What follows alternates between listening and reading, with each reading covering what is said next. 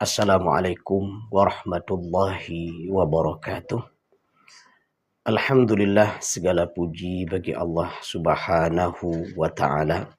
Wassalatu wassalamu ala rasulillah. Salawat dan salam pada Rasulullah Muhammad sallallahu alaihi wasallam.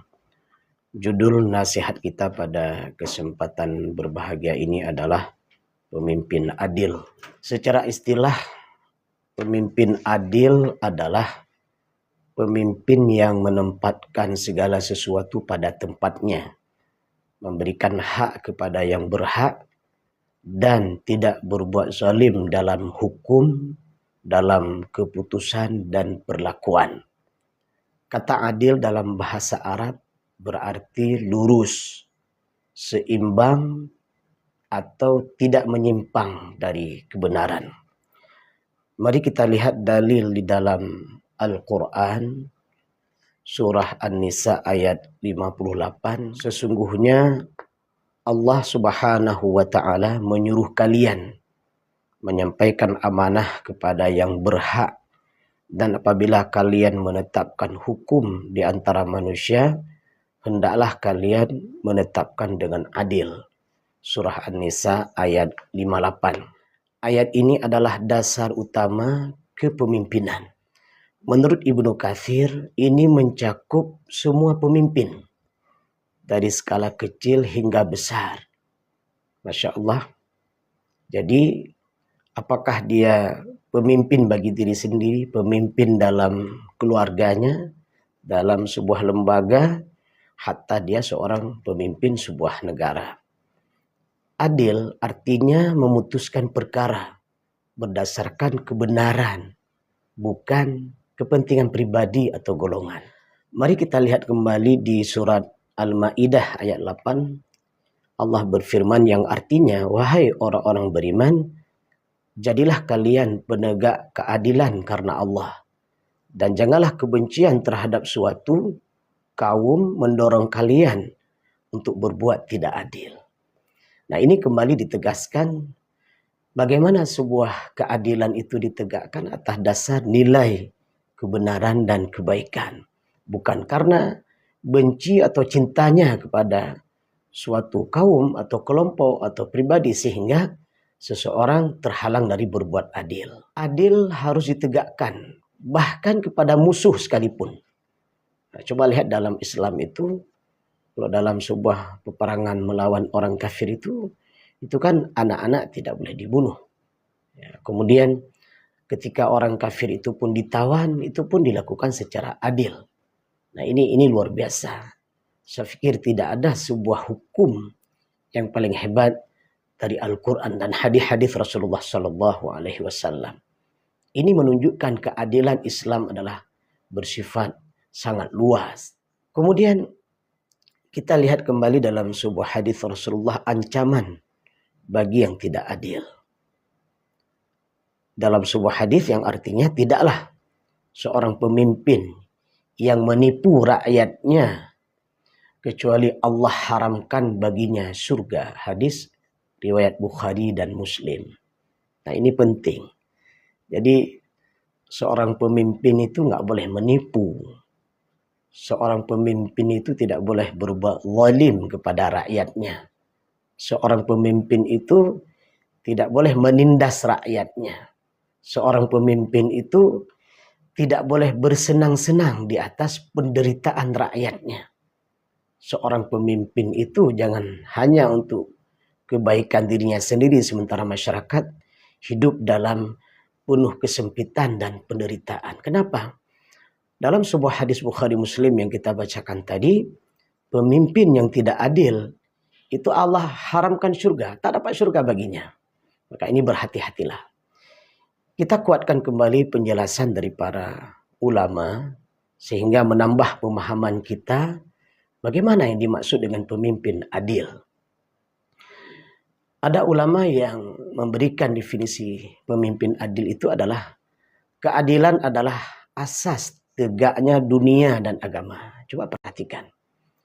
Dalam urusan apapun, keadilan itu akan mencapai kejayaan dan kebaikan.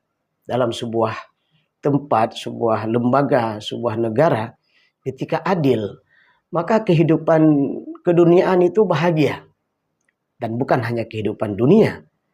Seorang pemimpin yang adil itu juga harus menegakkan dinullah, dinul Islam. Jangan sampai keberadaan seorang pemimpin justru merusak dinul Islam, berarti bermasalah itu dia.